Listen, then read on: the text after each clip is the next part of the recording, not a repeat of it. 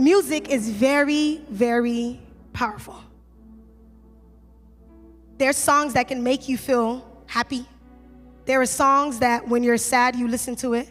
There are songs that you use to get you crunk before a game. There are some of us, we ready, but whatever, we're not here for that, right? There are songs that you can go off, Gene, thank you.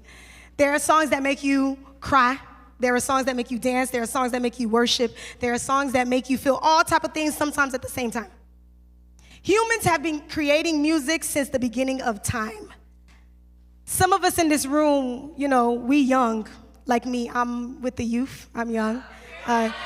Everybody that's a hater, I don't know what you're going to do, but I'm still young. Whatever. Right? And we were made to express what words alone cannot capture, so people created music. Music lets us celebrate. It helps us grieve. It helps us hope. It helps us dream. Music does a lot. It's how we process life, how we express emotions, how we connect with each other, and ultimately how we connect with God. There's a song for every single season of our life. That one track you play, because I work with kids, and kids do this thing on game day where everybody walks around with headphones on. You don't know what they're listening to, but they put on headphones because they put on headphones to get them in the zone, right? There's a lot of us, when you have something going on in your life, you put headphones on because you don't really feel like talking to people. For some odd reason, the person that's singing the music, he understands you more than anybody else. All right, so you put your headphones on. And there's some people, music help you get through heartbreak. Back in the day, we used to do this thing where we would listen to sad songs, even though we're actually not going through anything that the music is actually talking about. I don't have a boyfriend, but I'm listening to the sad song about the girl that broke up with her boyfriend. And so now whatever sadness she feels is what I feel, and we sad together. And there's those songs that remind you that God still got you. One song can take you to your first heartbreak, your first victory, your first real encounter with God. And for some of us, music is therapy.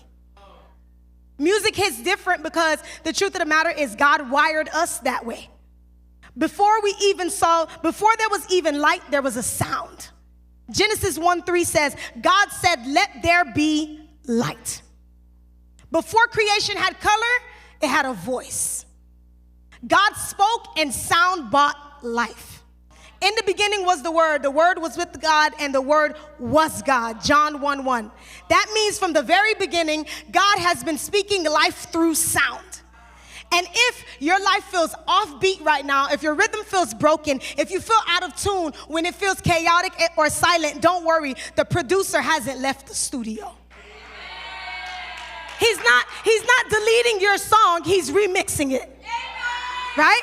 Because every life has a soundtrack. My life has a soundtrack. Your life has a soundtrack. The person that you're sitting next to, life has a soundtrack. Right? Some of us have tracks replaying old pain, old habits, old heartbreaks. Some of our tracks are filled with the same old heartbreak, pressure, disappointment, insecurity, like our lives are stuck on repeat. Some of us are listening to the voice of comparison, jealousy, or shame. We've been listening to the wrong playlist: shame, fear, comparison, self-doubt. But here's the truth. God doesn't skip your track. He remixes it. He takes the noise. He takes the insecurity, the hurt, the heartbreak. He turns it into a redemption song that glorifies him. There's this movie, when it first came out, I really didn't understand it. Because I'm not a big cartoon watching person, but I'm forced because my friend don't play that. She gonna make me sit there and watch every cartoon at my very big age. And there was this one, my youth would walk around and they would say it, but I can't say the things they saying because I'm not watching the things they watching. So they would walk around and say, we don't talk about Bruno, no. And I'm like, I don't know why I keep saying that. Matter of fact, let's talk about Jesus. Like, I used to remix their songs, I don't know what they're talking about. I finally went and I watched Encanto. If you've never watched Encanto, They not paying me to say this, but go watch it. Encanto is a movie about the Madrigal family, right? And it's a musical, and the girl, it starts off with her and her grandmother, and her grandmother's talking to her, and she's young, and she's getting ready to go to her ceremony to walk up to her door, so her door can light up like the rest of her family. Her family has powers, her family magic. Her sister can lift up the house on her back. The other sister, she just turns around and flowers come out. Like, she got a cousin that can hear everything. She has auntie who she can control the weather. Her mom, by the food that her mom makes, if her mom gives it to you, you're healed. Like, everybody has powers except for Maribel. So the movie starts off with her, right? The movie starts off with her, she's talking to her grandmother, and it shows her walking up to her door, and her hand goes on it, and then it's present day.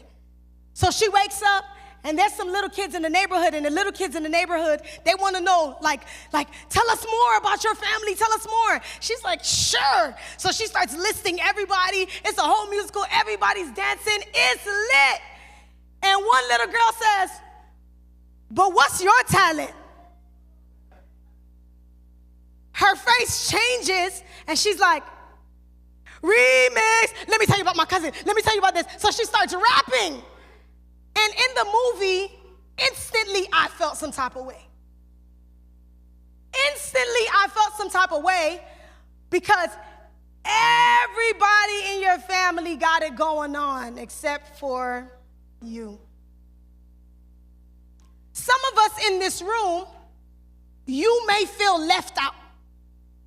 Some of us in this room, we're still waiting for our turn. Some of us in this room, everybody else is getting shine except for me. Somebody else in this room, there's some people that people talk about them all the time, and they never talk about you. There's some people in this room where the thing that you waiting for the spotlight. Nah, I don't never come. Everybody else special around you. You just ordinary, which is what you think, right? So Maribel, she felt invisible. Her life didn't fit into the harmony of her home. She ultimately felt forgotten. Everyone else was magical, but she felt ordinary. But when the miracle started to fade, it wasn't the perfect one who saved the family. The one everybody overlooked became the one God used to bring healing. And then I'm going to take y'all and I'm going to transition y'all from Maribel, because we're in the house of the Lord. And I'm going to transition y'all to David. David was a shepherd boy, the last of his 7 siblings, so he was the 8th. He was the youngest, and he was overlooked. Nobody was checking for David. Nobody was looking for David. I don't know how many people in this room, sometimes it feels like you're forgotten. Nobody ain't checking for you. You had a tough day. You had a hard day, and it seems like nobody is calling your phone to check up on you and see how you're doing. But they can call you and ask you for some money. They can call you to ask you for a ride. They could call you and ask you to do something for them, but they'll never call and check up on your sanity. Psalms 40, verse 1-3 says, He lifted me out of the slimy pit, out of the mud and mire. He set my foot on a rock and gave me a firm place to stand. He put a new song in my mouth, a hymn of praise to our God. God wants to give each and every one of us a new song. When life makes you feel unseen, unheard, and unworthy, God gives you something to sing about. God doesn't skip your track, He remixes it. I want y'all to turn to 1 Samuel 16. This is where our text is going to come from. 1 Samuel 16, verse 1 to, we're going to go to 13, but we're going to read from 1 to 10. When you guys get there, say amen. 1 Samuel 16, verse 1 to 10. You could turn your iPad, your iPhone, don't say it. Don't say it's weird, right? Okay, I'm gonna turn around and say, your Android, shoot, it got a Bible app on there. I can't leave you out, but if you have a physical Bible, if you got a physical Bible, please turn it. Like you the first one and you on your way. You on your way, this message not for you, you could go home. But everybody else, turn your phone, turn yourself to the Bible. Y'all there? Yes. All right, I'm gonna read it. The Lord said to Samuel, how long will you mourn for Saul, since I have rejected him as king over Israel? Fill your horn with oil and be on your way. I am sending you to Jesse of Bethlehem. I have chosen one of his sons to be king. But Samuel said, how can I go? If Saul hears about it, he will kill me. The Lord said, take a heifer with you and say, I have come to sacrifice to the Lord. Invite Jesse to the sacrifice and I will show you what to do. You are to anoint for me the one I indicate. You are to anoint for me the one I indicate. Who's speaking here? God. Samuel did what the Lord said. When he arrived at Bethlehem, the elders of the town trembled when they met him. They asked, do you come in peace? Samuel said, yes, in peace. I have come to sacrifice to the Lord. Consecrate yourself and come to the sacrifice with me.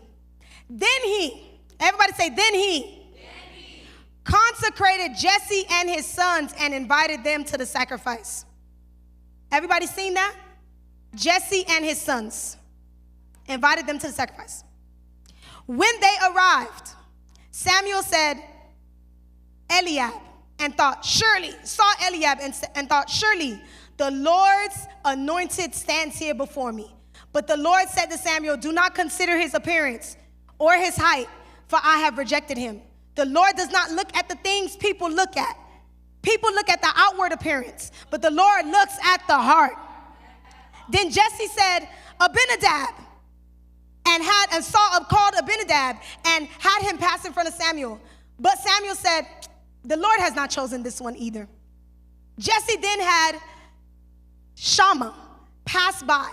But Samuel said, nor has the Lord chosen this one. Jesse had 7 of his sons. Everybody say 7. Of his sons passed before Samuel. But Samuel said to him, the Lord has not chosen them. My first point is the old song, overlooked but not forgotten. The old song, overlooked but not forgotten.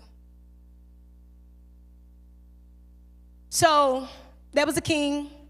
The people of Israel, I'll give y'all some context because y'all know how I do. The people of Israel was with God for majority of the time. It was just them and God. They saw other nations and they wanted what other nations had. They got kings, we want a king. Samuel, go talk to God for us. Tell God we want a king. Samuel was like, that's crazy. All right. Samuel went to God and God was like, all right, Samuel, give the people what they want. Samuel was like, what, how? God is like, it's not you they reject, it's me. Give them what they want. So Samuel goes and he anoints Saul. Not Saul. Yes, Saul, what I'm saying. He anoints Saul. And Saul is this dude. They say he handsome, he tall, he got the stature of a king, everything. He was supposed to be the one. Saul got filled up with pride. God said, I don't want him anymore. Anoint somebody else. Y'all with me? Yeah. So then God rejects Saul. God said, I want somebody else. And the somebody else that I want is not somebody that everybody can see. God said, I'm going to do something. I'm going to shake it up. I'm going to remix this entire thing. These people think they want something, but I'm going to give them something even better. Right? So then, boom, we at Bethlehem. He talking to Jesse. He told Jesse, I came to sacrifice. You and your sons come with me. I don't know if you guys realize, I'm going to read the verse first, and I'm going to see if you realize, if y'all paying attention. The verse says, so then he asked Jesse, this is verse 11, are these all your sons? Or are these all the sons you have?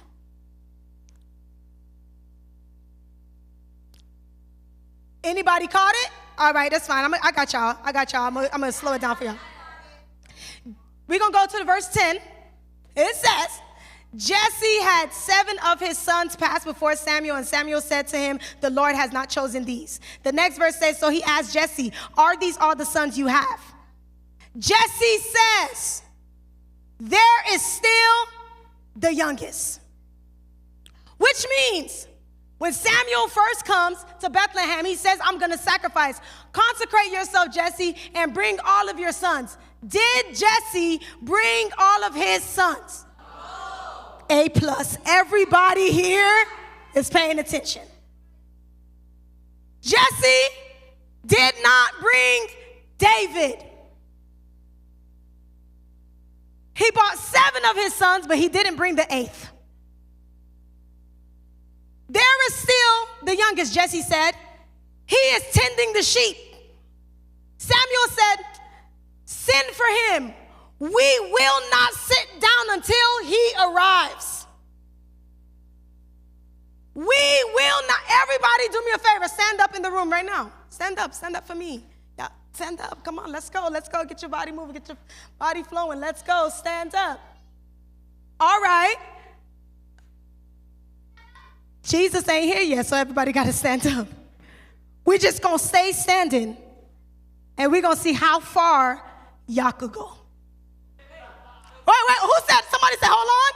Somebody said, hold on. Somebody laughed. A couple of us are thinking, Miss B is wild. If she thinks I'm going to stand up for the next 45 minutes, I'm not doing this. I'm never coming here again. Some of y'all really have things that y'all want to say to me. I've been working all day. Like, it's mad hot outside. It's a lot of things that I've been going through that you don't know. So you really want me to stand here for 45 minutes? Right? Samuel said, I don't care about nothing that y'all was doing. Until the one comes, we gonna sit. We gonna stand. The one that was not invited to the party, we gonna stand and wait for him. The one that no one thought to bring, we gonna stand and wait for him. The one that nobody was checking on, we gonna stand for him. The one that everybody feels like he's the youngest, he's tending to the sheep, he not built like the rest of us, we gonna stand until he comes. Yeah, so we waiting on him. Good job, Vanessa. So we waiting on him. Y'all can sit down. Y'all so impatient. It's okay, I'll stand for him. Because I can't sit. I'll stand for him. So the one that did not get invited to the party, we gonna wait for him. Anybody ever felt left out before? Yes, it's okay if y'all don't have to be honest. I'll be honest for myself. Yes. Like everyone is getting picked, promoted, praised, and you still waiting. Everybody's being picked, everybody's being seen, everybody's being celebrated, and you still waiting your turn. Everybody's being celebrated, they being posted, they being tagged, and you feel left in the background. Could you imagine how David felt? He in the field. He outside, working in the heat. They having a party. Everybody's passing in front of the prophets. His dad is like, you go, my next son. No, okay, not you. You, my next son. You, my next son. And he in the field. So David is probably feeling unseen, unthought about, unheard. David just feels left out. But here's the truth. God says, I see what they can't see. God sees what others overlook. It says, people look at the outward appearance, but the Lord looks at the heart. David didn't have a crown yet, but he had character. David didn't have a platform, but he had purity. David didn't have a position, but he had the presence. He had the presence of God with him. You might not have a title, but you got a heart. You might not have a platform, but you got purpose. God doesn't choose you by clout. He chooses you by character. Galatians 6:9, it says, don't grow weary in doing good, for in due season you will reap if you don't give up. Tell your neighbor, don't give up. Your season is coming. Because the truth is, guys, David wasn't forgotten. David was in training. God didn't forget David. He was developing David. He was shaping David's heart when nobody else was watching. Because while God had David, you know what David was doing? David was getting prepared for the next season that he was getting ready to walk into that he didn't know about. A lot of us, and I could be honest, a lot of us, we're so worried about the next step that we do no preparation in the now season. None of us do this thing where we always look at the future. Man, I want to be over there. You see that house? I'm going to get the house. I'm going to get that car right there. I'm going to get that wife. She going to be so fine. I'm going to get that man. He going to be tall, dark, and handsome. I'm going to do all of those things. I'm going to college to play ball. You have no idea. Wow. Okay. Thank you for that. In your now season, what you doing? You trying to get the wife so fine, but do you have character to keep the wife so fine, so fine? Do you have character to keep that man? Do you have character to stay as a college ball player? Do you? Do you have character? What are you developing in your now season to get you and keep you in your future? As a young 35-year-old, everybody that got something to say, be careful. As a young 35-year-old, one of the things that I could tell somebody or tell my younger self is stop looking over there so much that you forget about here. We sometimes forget about our here and now, and we look so much over there.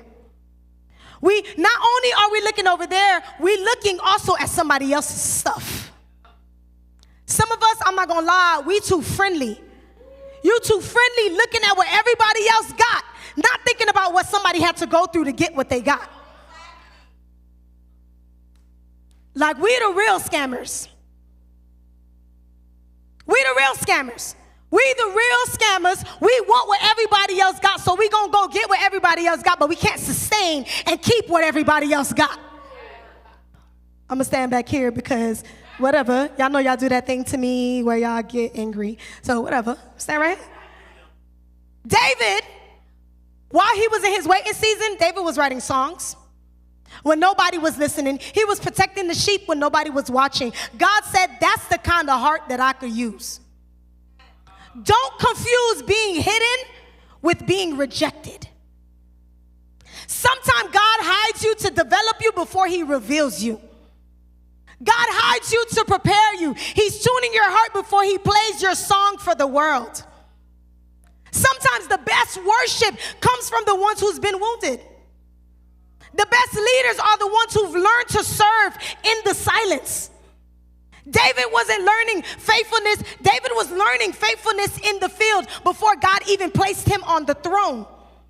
The field was his training ground for favor that was coming.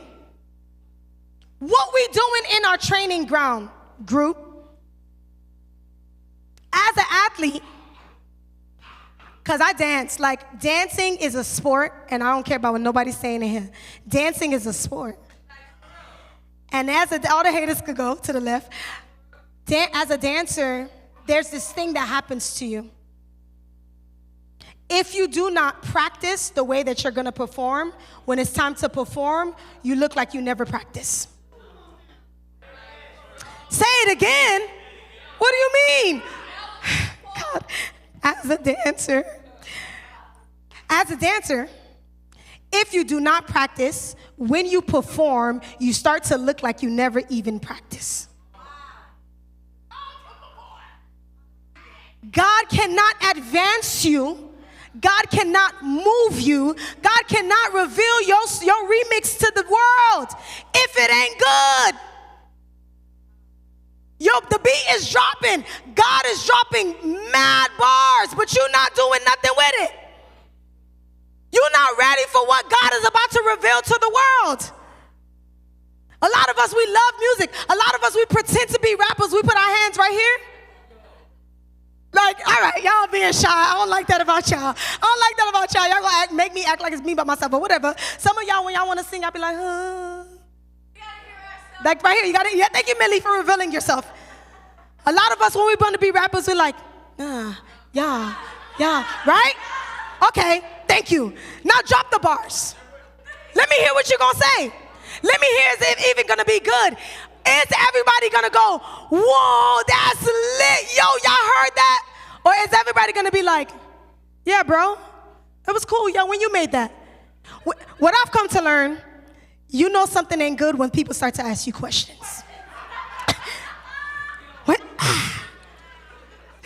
When people start to ask you questions, you know it ain't good, man. Instead of them congratulating you and saying, that thing was a big, it's about, yo, I've been listening to this thing nonstop. If people do not say that to you and they start to say, when you made it? Who helped you? Who helped you do it? Because they got to get all the information and go talk behind your back. Whatever. They're going to act like, I don't want to hear it. Whatever, my first point is overlooked but not forgotten. I don't like that y'all doing that. My second point is the remix. God changes the melody.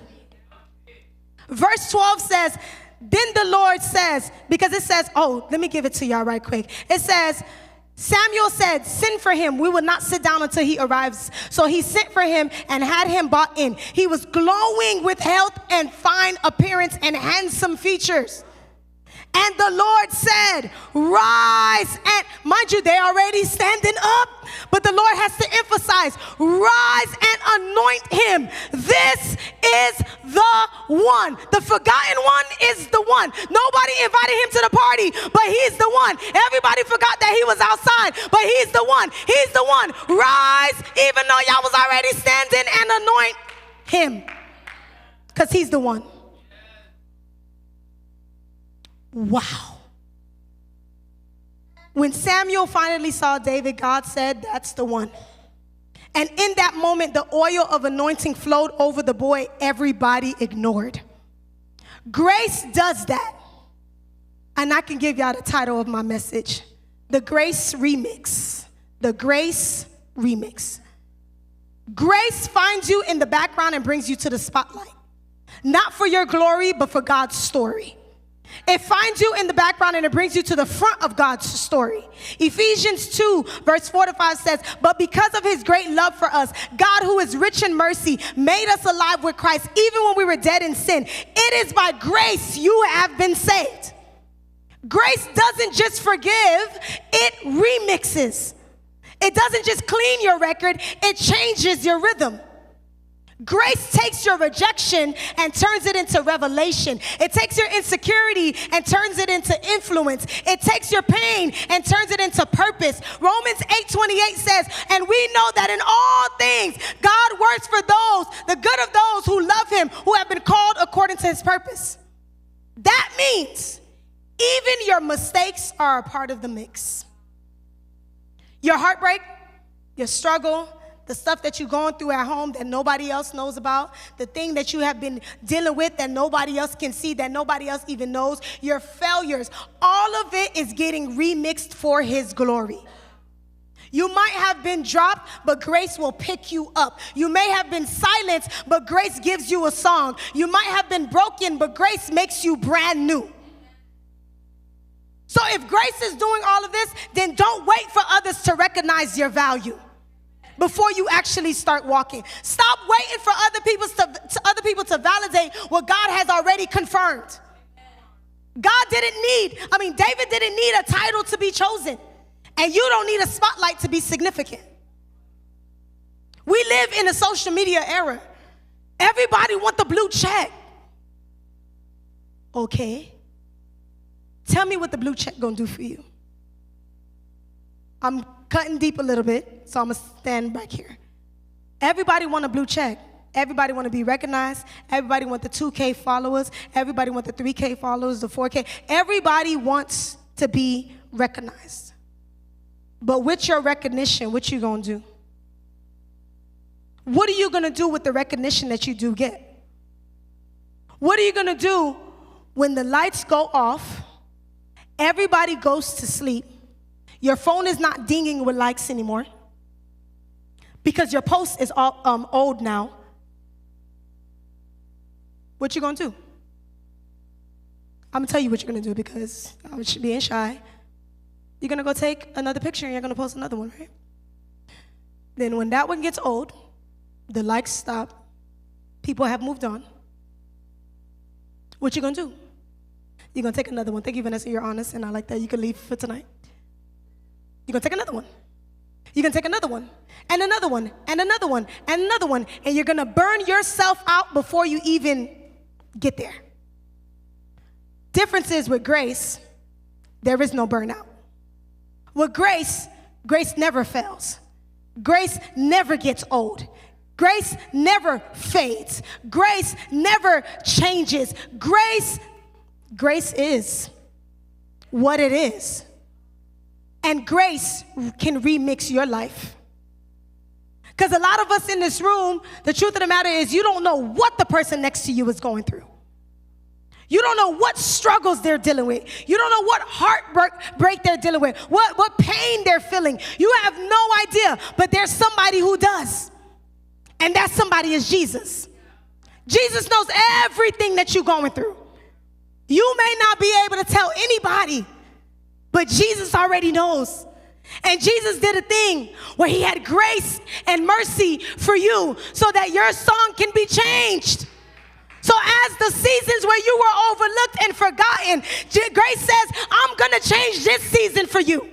I'm going to change the rhythm. I'm going to remix your song. I'm going to drop the beat.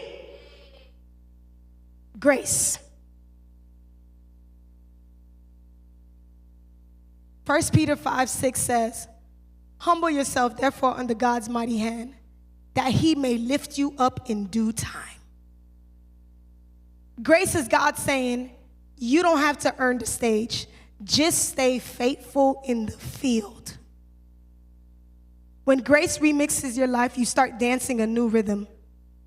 One heaven wrote about you. A new rhythm that heaven wrote about you. Not anybody else, not the blogs, not your friend, not your homegirl, not your homeboy, none of those people. Heaven wrote a new song about you. So tell your neighbor, stay humble, your remix is coming. I feel it in your throat, and I get it. Because as I was doing this message, I said, man, this right here is a game changer. Because a lot of times we feel like we need to push ourselves to the front to be seen. But we don't realize that our consistency is what keeps us going. That when nobody else is watching and you showing up on time, you doing the things that you're supposed to do. You're consistent. You are humble. You are a good, faithful servant. Everybody else is doing everything else except for you. And it seems like everybody else is getting the shine. But the one thing I learned is that eventually that shine dies out. And your time comes. Verse 13 says, so Samuel took the horn of oil and anointed him in the presence of his brothers. And from that day on, the Spirit of the Lord came powerfully upon David. David's story didn't end in the pasture. David, the boy with the harp, became a king with the heart for God. The boy who played the harp, he became the king who carried a nation. The one that was forgotten, the one that was overlooked, the one that people did not care about, is the one that ended up carrying a nation on his back. He wrote songs. In the Bible, there's this book called Psalms. David wrote majority of those. And those Psalms are the Psalms that we still use to this day for healing, for power, to keep pushing when we don't have anything else. And it all started when he believed that God could use someone ordinary. That's what happens when grace remixes your life. You become a testimony. Psalm 40 verse 3 says, he put a new song in my mouth, a hymn of praise to our God. That new song is your story of redemption. Because once grace remixes your story, your life becomes the soundtrack of somebody else's breakthrough. A lot of us are walking testimonies. I could sit up here and tell y'all everything that happened to me in the last 35 years of my life. We would be here until, yeah. Some of us in this room, even in y'all very young ages, still have things that you have gone through that nobody else knows. And if you had the time to tell somebody what you went through or what your family went through or what you experienced, we would be here for a long time. But what I enjoy about life is that when you go through something, the something that you go through that does not break you is to help somebody else get their breakthrough. David he was about to be a breakthrough to so many people. David, the person that nobody considered, was about to be the one that everybody was listening to. Everybody heard him. Everybody heard his story. This young shepherd boy that was in the field when everybody else was celebrating. God decided, I'm going to take David and I'm going to remix David's song. I'm going to take Bianca, the last of 7, who had to teach herself how to ride a bike by herself because her siblings had already moved on. I'm the last of 7 group, and the reason why I'm telling you this is because when life happens, we think, woe is me, it's never gonna get better. And I could stand here and tell you, I was the last of 7 and I was by myself. I had mad imaginary friends. I played with the dolls. I played with the dog. I played with everybody. I played with every insect, every bug, every ladybug. I had mad friends. They was animals, but I had mad friends, you know what I'm saying? And my siblings were all moving on, and I had to sit in the gate and teach myself how to ride a bike because I'm trying to catch up to them. Trying to catch up to them. By the time I could learn to ride a bike, they was on to the next thing.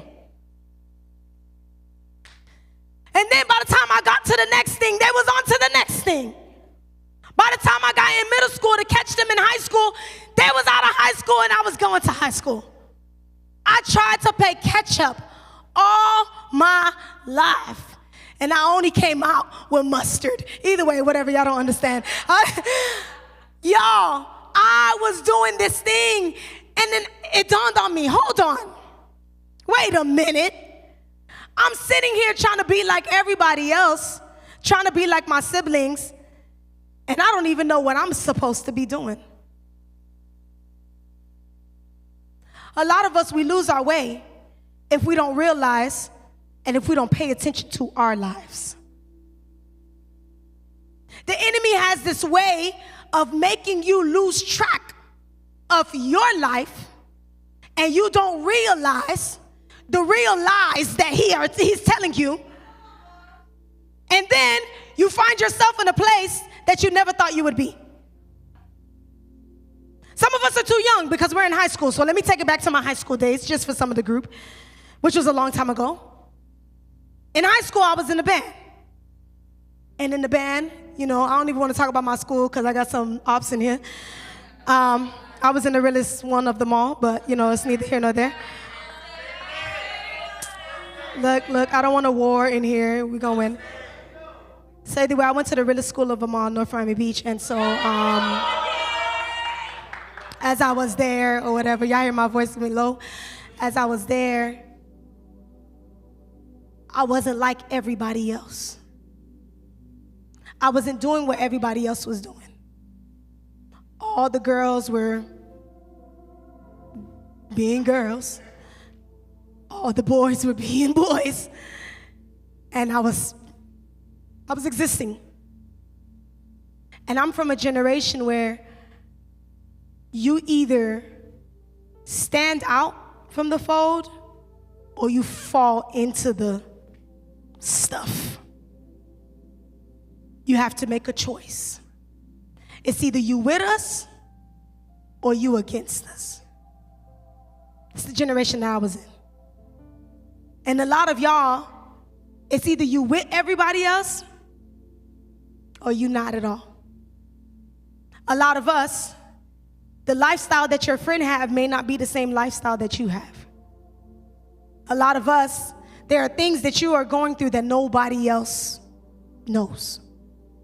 There are things that you are experiencing at home that nobody else knows. And so you go to school, and you the one that's getting fussed at. You at home and you getting fussed at. You at school and you getting fussed at. You with your friends and they screaming choose. You don't know where you want to be. You don't know where to be. Some of us, you at work, the bills is wild. Your job, your boss is wild. Things are just wild around you. And so you don't know what you want to do. Some of us, nobody is looking at us. You show up every day. You do the best that you can. You're trying to stay above the fold. And it seems like something is crushing you. And what I've realized is that even if you may feel ordinary, even if you feel like your story is nothing, God is not skipping your track. He's remixing it. God is not moving on from you. He's looking at you. God is not going to take your story and be like, eh. He's taking your story and he's preparing it to drop it in front of so many people. But the question is, are you ready? Are you ready for things to happen? Are you ready for your season to come? With every eye closed and every head bowed,